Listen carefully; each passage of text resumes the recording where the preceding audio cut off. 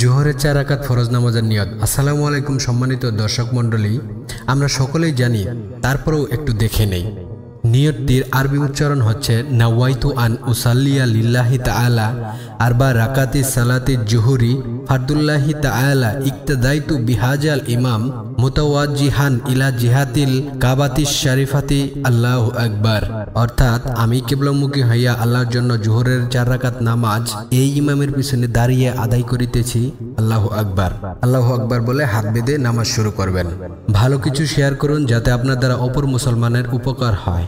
ভিডিওটি ভালো লেগে থাকলে তাহলে অবশ্যই শেয়ার করে দিবেন যাতে অপর মুসলমানের জন্য উপকার হয় এবং সেই ব্যক্তি জানতে পারে।